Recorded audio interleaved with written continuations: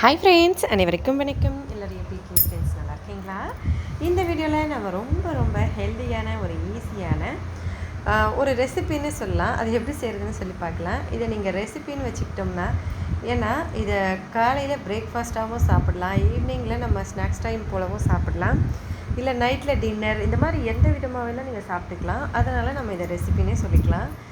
இது ரொம்ப ஈஸியாக ரொம்ப கம்மியான இன்க்ரீடியண்ட்டில் செய்யக்கூடிய ஒரு பொருளுங்க. இதுக்கு ஃபஸ்ட்டு தேங்காய் வந்து நல்ல ஒரு தேங்காவை முழுசாக உடச்சி நம்ம அப்படியே துருவிட்டு அதை எடுத்துக்கலாம். இல்லைனா சின்னதாக கட் பண்ணி கூட நம்ம எடுத்துக்கலாம். எந்த அளவுக்கு நம்ம தேங்காய் எடுத்துருக்கோமோ அதே அளவுக்கு அரிசி.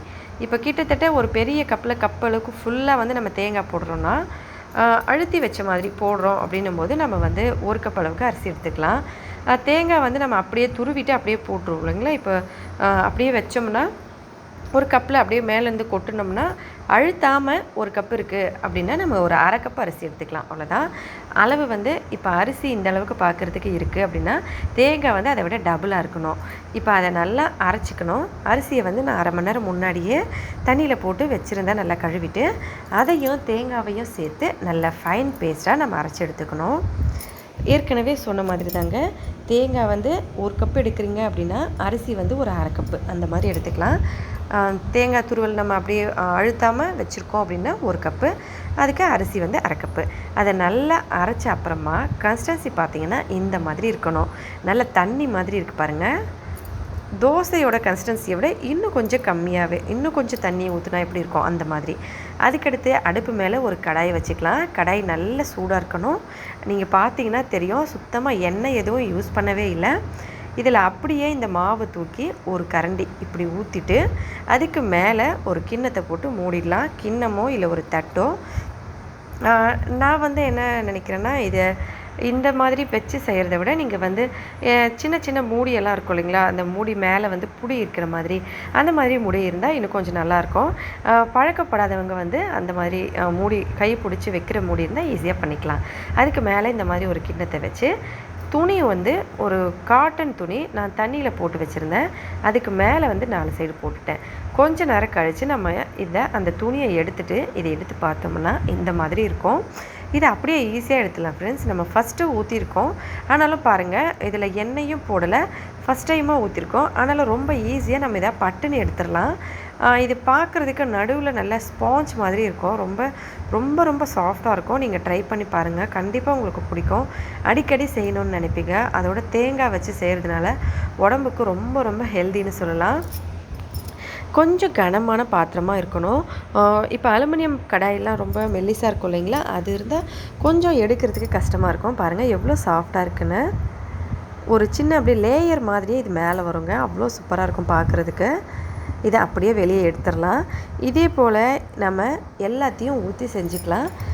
நல்ல ஹை ஃப்ளேமில் வச்சுக்கோங்க ஹீட்டு. அதோடு கொஞ்சம் அடி கனமான பாத்திரமாக இருக்கணும். தட்டு மூடுறதுக்கு புடி வச்ச மாதிரி இருந்தால் கொஞ்சம் நல்லாயிருக்கும். ஒரு காட்டன் புடவையோ இல்லை ஏதாவது ஒரு துணியிலேருந்து கொஞ்சம் கிழித்து எடுத்து துணி அதை வாஷ் பண்ணிவிட்டு தண்ணியில் போட்டு வச்சுருங்க. இப்போ இது மாதிரி கடாயை நம்ம சுத்தம் பண்ணிவிட்டு மறுபடியும் இப்போ மாவை ஊற்றிட்டு அதுக்கு மேலே கிண்ணம் வச்சு அந்த துணி நம்ம தண்ணியில் போட்டு வச்சுருக்கோம் இல்லைங்களா, அந்த துணியை எடுத்து 4 சைடில் நம்ம போட்டு விட்டுடணும். அவ்வளோதான். ரொம்ப ஈஸியான மெத்தட். நீங்கள் செஞ்சிங்கன்னா அடிக்கடி செஞ்சிங்கன்னா உங்களுக்கு பழக்கமாயிரும். நீங்களும் அடிக்கடி செய்வீங்க. ரொம்பவே ஹெல்த்தியான ஒரு ரெசிபின்னு சொல்லலாங்க. தேங்காயும் பச்சரிசியும் மட்டுமே வச்சு நாம் இதை செய்கிறோம். ஒரு எண்ணெய் கூட சேர்க்கல. இது ஸ்வீட்னஸ்ஸாக இருக்கும். ஏன்னா நம்ம இதில் தேங்காய் நிறைய சேர்த்துருக்கிறதுனால தேங்காயும் ப்ளஸ் அரிசியும் சேர்த்து அரைச்ச அப்புறமா தேவைப்பட்டால் கொஞ்சம் உப்பு சேர்த்து கலந்துக்கலாம். உப்பு சேர்க்கலைனாலும் பரவாயில்ல. உப்பு நம்ம சேர்த்தோம்னா கொஞ்சம் டேஸ்ட்டுக்கு இன்னும் கொஞ்சம் நல்லாயிருக்கும். வேணும்னா சேர்த்துக்கலாம், இல்லைன்னா ஸ்கிப் பண்ணிக்கலாம். இந்த மாதிரி அந்த துணியை போட்டுட்டு கொஞ்சம் நேரம் கழித்து அந்த துணியை நம்ம எடுத்துகிட்டு அந்த கிண்ணத்தை எடுத்தோம்னா இந்த மாதிரி இருக்கும். பாருங்கள் ஃப்ரெண்ட்ஸ், எவ்வளோ சூப்பராக அந்த லேயர் பிரிஞ்சு வருதுன்னு. இதே போல் எல்லாத்தையும் செஞ்சு எடுத்துடலாம். நீங்களும் ட்ரை பண்ணி பாருங்கள். மறக்காமல் எப்படி இருந்ததுன்னு கமெண்ட்ஸில் சொல்லுங்கள். உங்களோட ஃப்ரெண்ட்ஸுங்களுக்கெல்லாம் சொல்லுங்கள் நம்ம சேனல் பற்றி. இந்த மாதிரி இன்னும் பலவிதமான வீடியோஸ் பார்க்க நம்ம சேனலை சப்ஸ்கிரைப் பண்ணிக்கோங்க. இப்போ எல்லாத்தையும் செஞ்ச அப்புறமா இந்த மாதிரி இருக்கும். இதுக்கு எந்த சைடு டிஷ்ஷும் தேவையில்லைங்க. அப்படியே இதை வந்து நம்ம சாப்பிட்லாம். ரொம்ப நல்லாயிருக்கும்.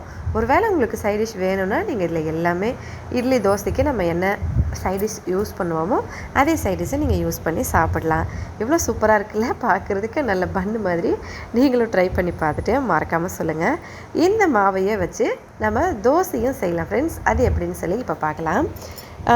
இந்த ஸ்வீட்டை வந்து இந்த மாதிரி சாப்பிட்டா ரொம்ப நல்லாயிருக்கும். எங்களுக்கும் ரொம்ப பிடிக்கும். உங்களுக்கு வந்து ஃபஸ்ட்டு டைம் வந்து செய்கிறீங்க, அதுக்கப்புறம் கொஞ்சம் பழகணும் அப்படின்னு நினச்சிங்கன்னா நீங்கள் வந்து ஃபஸ்ட்டு கொஞ்சம் செஞ்சுட்டு 4-5 செஞ்சு பார்த்துட்டு மாவு வந்து கொஞ்சம் அதிகமாக இருக்குது அப்படின்னும் போது நீங்கள் இந்த மாதிரி தோசையாகவும் ஊற்றிக்கலாம்.